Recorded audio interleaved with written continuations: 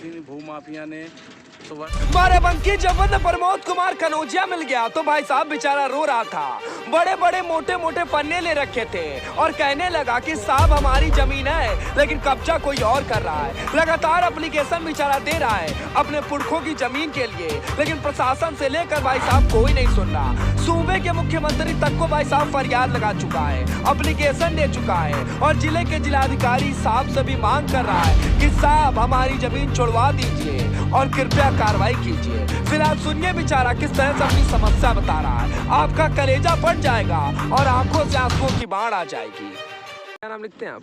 मेरा नाम प्रमोद कुमार कनौजिया है।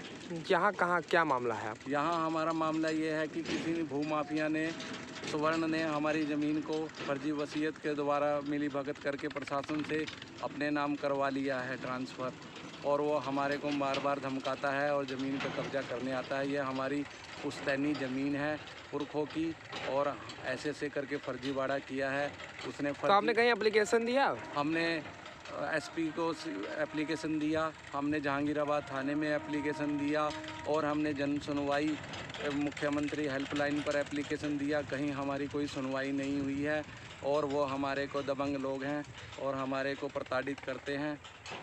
लमसम कितनी वो होगी यहाँ पर? ये हमारी टोटल 4 बीघे 11 येरी ज़मीन है, और उसका उसने फर्जी वसीयत, आधार कार्ड फर्जी बना करके, फर्जी मृत्यु प्रमाण पत्र मेरे बाबा का लगा करके अपने नाम ट्रांसफ़र ज़मीन करवा लिया है। तो अब तक आप कहाँ थे? अब तक हम उससे बार बार कह रहे थे कि भाई आप ऐसा मत कीजिए। हम तहसीलदार के पास जाते हैं तो तहसीलदार महोदय कहते हैं कि आप इसकी FIR दर्ज करवाइएगा और ला करके दीजिएगा, मैं उसके नाम आदेश निरस्त कर देता हूं। और हम जब थाने में जाते हैं तो थाने वाले कहते हैं कि मामला वहाँ पे न्यायालय में है, तो आप न्यायालय से ही करवाइएगा। ऐसे करके क्या करेंगे अगर नहीं कोई सुनेगा तो? नहीं कोई सुनवाई करेगा तो हमारे पास सिर्फ आत्महत्या के सिवाय परिवार समेत और कोई चारा नहीं है।